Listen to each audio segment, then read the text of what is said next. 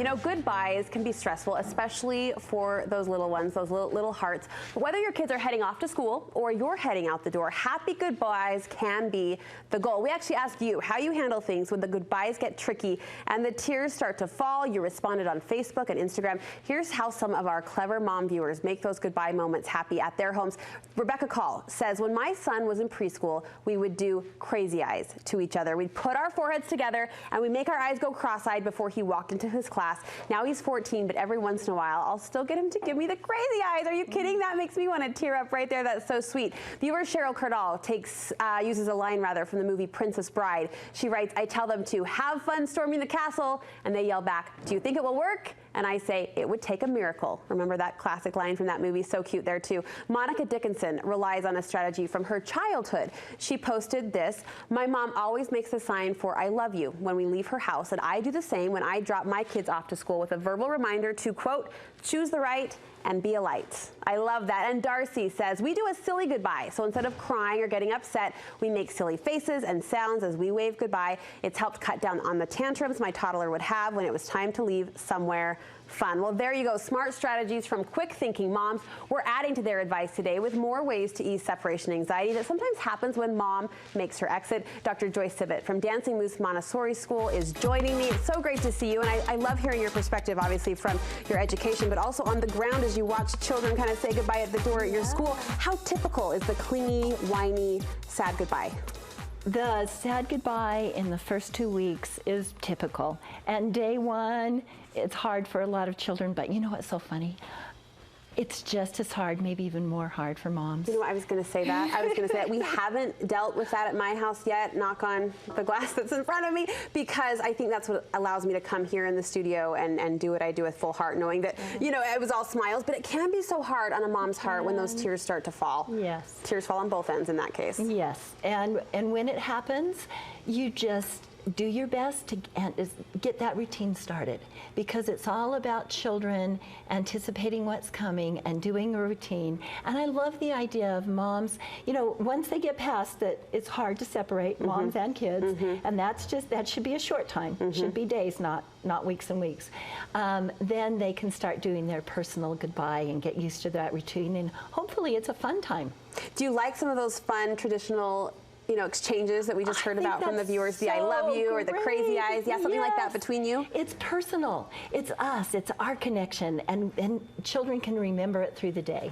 Is there a moment when you need to trust your instincts, trust your child, trust that relationship, and let that play out? Yes, absolutely. And for some children, it's not a big deal. They're happy to go, and so be happy with them.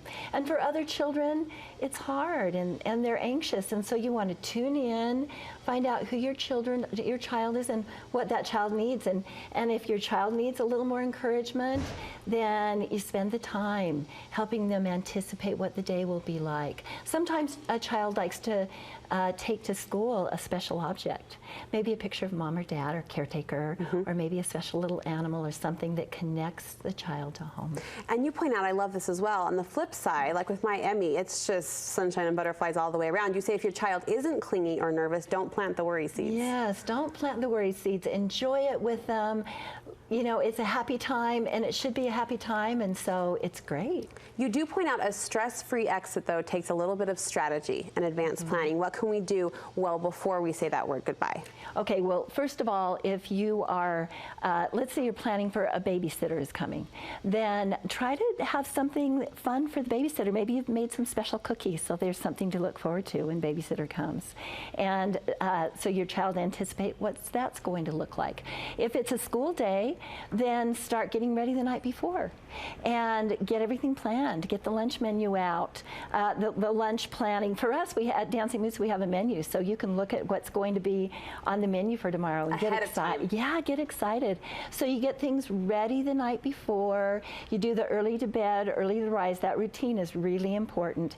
And then plan a little time in the morning for unexpected things. Give yourself an extra 10 minutes. I say 20. Yeah, that's I always take one in my head. I think I I need, and then double it just to make it smooth. And I start chatting with Emmy the second we wake up. You know, Bailey's coming today, and just giving her the outline of the day, even though she's 2 and I don't know how much she processes it, at least helps, I guess, me feel better knowing that she's prepared in advance for what's ahead. And it helps her. She knows at that 2 years old, she still gets the idea that here's the routine, and I'm going to go through it, and then mom's back.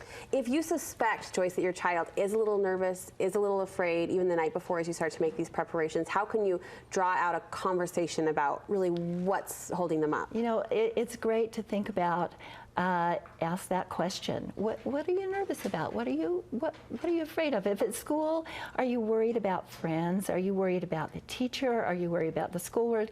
Probe a little bit to see what the worry is. And then help your child face it. Help your child think through, well, first of all, you're not the only one who gets worried. Lots of us do. Normalize it. Yeah, normalize it. And let him know, I did too. When I was little, this is what happened to me. I shared with my children the story that when I was in kindergarten, I had to make my way to the office, told the secretary, call my mom, got on the phone, I need to see your happy, smiling face. Oh. She showed up at school with her smiling face, and that I didn't need it again because I knew she was there. She came for you. So yeah, you find out what your child needs and be sensitive to that. You recommend, once you know the needs, to even do a role play. Role plays are wonderful. And so if you find out that your child is worried about someone who's not kind at school, role play that. And make sure your child knows teacher's always there for you. You can always go to teacher. If you find out a child is worried about recess and needs a friend, well, let's figure that out. Who would you like as a friend? Maybe we can arrange a play date. And so you can role play what the conversation can look like. You can be the child yourself and help your child go through that role of how to respond as teacher or friend. Is there a danger? I guess danger is a heavy word, but should we avoid playing up the negative and focusing, you know, a lot of time on those fears, those worries, those concerns, those anxieties? Does that backfire in some cases? You know, as long as you are following the child and you find if the child is expressing a fear, playing it out, giving the child control is absolutely necessary. But you don't want to plant your fears in your child. So it's about being sensitive, listening, and following your child. Great advice, Joyce. Thank you so much. It's clear you're so great at what you do, and I know you help so many goodbyes at the door go smoothly, so thanks for helping us. Thank you. We appreciate it.